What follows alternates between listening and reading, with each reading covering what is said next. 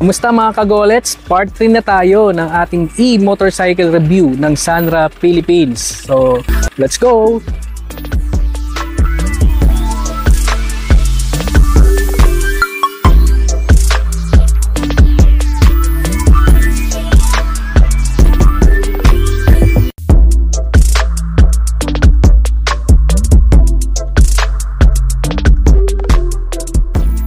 Alright mga kagolets, this is Sanra Hook.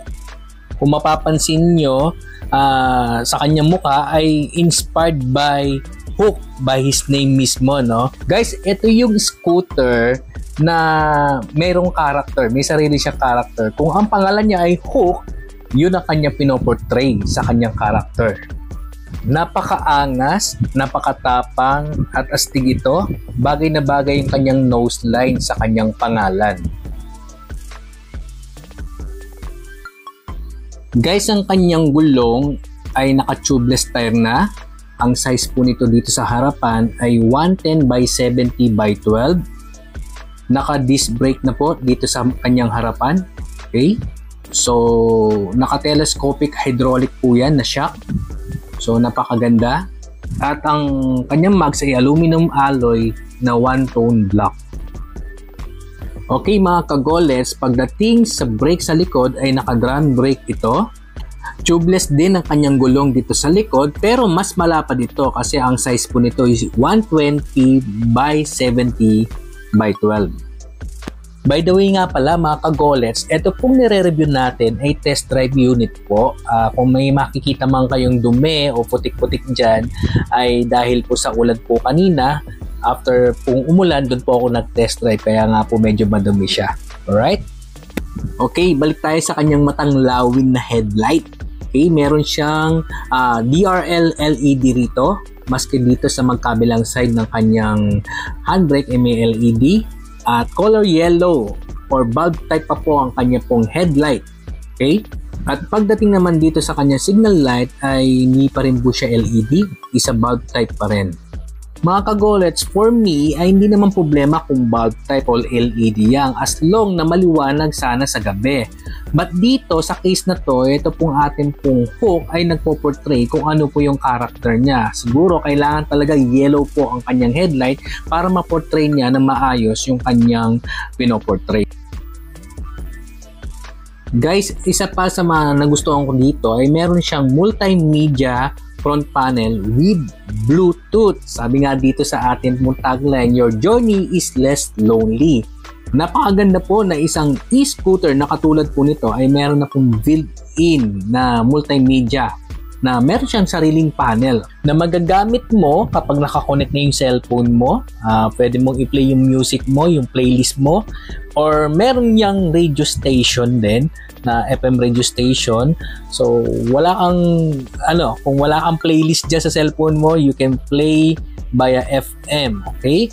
Lalo na siguro maganda rito kung nandun ka sa isang tahimik na lugar o napadpad ka sa isang lugar na maganda yung tanawin, maraming damo. So kasama mo yung girlfriend mo, yung wife mo, yung husband mo. So you can play para maging romantic ang inyong rides, di ba? Guys, meron siyang dalawang maliit na bulsa rito na hindi naman ganun kalalim, katamtaman lang, pero okay na rin. Meron siyang dalawang speaker.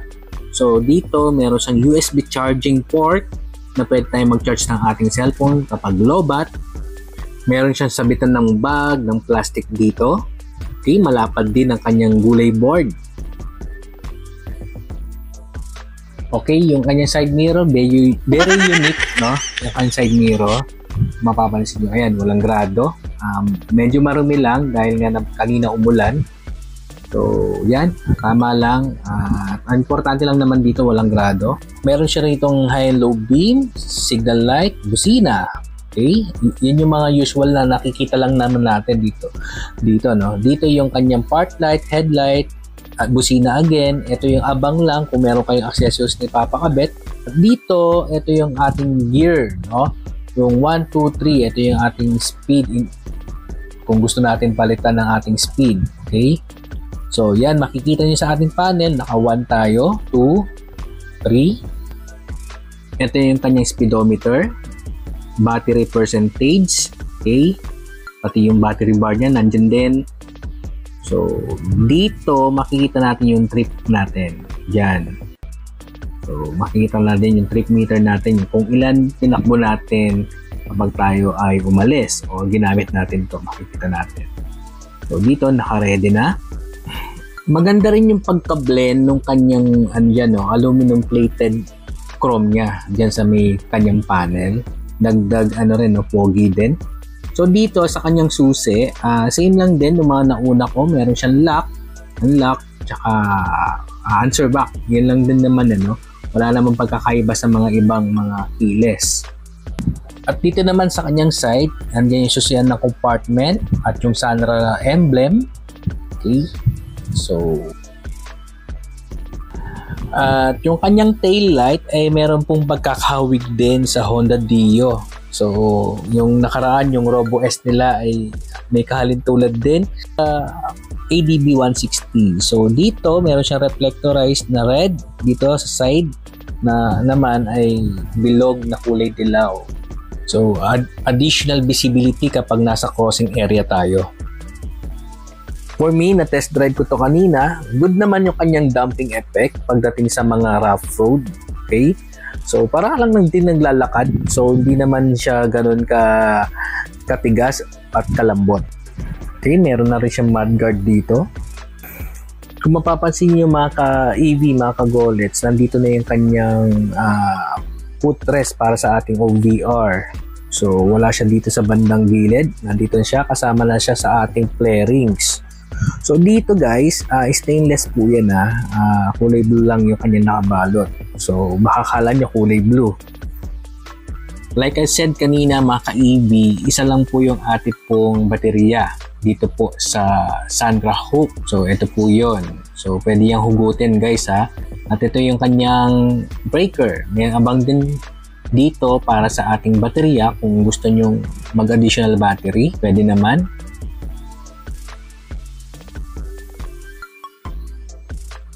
Dito yung kanyang grab bar mga ka-Golets. Okay, napakatibay. Maganda yung pagka-alloy nito. So guys, meron din itong sandalan o backrest. Hindi lang natin na ipakita dito sa ating video dahil yung ating nire-review ay test drive unit po. Mga ka-Golets, based po sa analytics po ng ating pong YouTube channel, 95% po ng mga nanonood po dito sa Go E-Vehicle ay hindi pa po subscriber. Baka isa ka po doon, baka naman pwede mo i-click yung ating pong subscribe button, mga ka-EV, mga ka-Golets, no? Simple lang naman, wala pong bayad yan. Please, paki-subscribe po. Salamat! Mga ka-Golets, bago ko pa makalimutan, ang nakikita nyo pong power button dyan sa ating panel ay on and off switch lang din po. Parang susi lang din na pwede mong i-on at i-off ang ating pong electric scooter. Guys, huwag nyo masyadong pansinin to Ito po yung logo ng Sandra sa China. So, kung mapapansin nyo, parang Rusi po kasi yung R niya. So, papalitan na po yan ng Sandra Philippines. So, yung mga bagong unit na lalabas, hindi na po ganyan ang kanyang logo. So, ito po yung test drive unit lang po. Okay mga ka-Golets, ang motor po nito ay Sandra motor mismo. Meron siyang power na 1,800 watts. Okay, ang kanyang baterya po ay lithium ion. Okay? Meron siyang battery capacity na 72 volts, 20 ampere. Ang charging time po nito, 0 to 100% is 4 hours. Ang battery life po nito is 1,000 cycles. So, ang battery weight nito is 10 kilos. So, removable battery po ito. Pwede nyo pong iakyat sa inyong mga kondo kung nasa high-rise man kayo nakatira. So guys, ang top speed po nito is 45 kilometers per hour. And guys, lastly, ang top range po nito ay 65 kilometers. Plus, minus po tayo. Depende po yan sa load ng mga nakasakay o sa weight ng nakasakay. Okay? Guys, ang presyo po ng Sandra Hook ay 88,800. Pwede nyo itong makuha via credit card kung wala po kayong bangkas, Metrobank credit card or BDO credit card. At pwede rin ito sa home credit mga kagolets. Kung ano po yung napag-usapan nyo, kung ano po yung required na down payment ni home credit, ay dun po magbe-base ang inyo pong monthly sa kanila. Muli po mga ka-EB, mga kagolets, kung may mga katanungan kayo na hindi ko po nabanggit o sinabi dito sa video, pwede po kayong magtanong sa mga number dyan na naka-flash po sa ating pong screen. Pwede po kayong magtanong sa kanila at kung gusto niyo pong i-test drive yung ating pong mga units o yung units po ng mga Sandra, pwede po kayong magpa-schedule. I recommend na talagang dapat kayo po mismo ang makakita sa kanilang mga showroom at syempre i-test drive nyo na rin para malaman nyo kung ito na po ba talaga yung e-bike or e-scooter na para sa inyo. Alright, sa mga nag-subscribe na po sa ating pong channel, shout out po sa inyo. Mabuhay kayo. Alam nyo po kung sino kayo. Maraming salamat po sa pagsuporta po sa Go E-Vehicle at sa mga hindi pa po nakaka-subscribe dito po sa ating channel na 95% na nanonood po dito. Please paki-subscribe po ng Go E-Vehicle channel. Alright mga ka-EB, mga kagolets, let's go!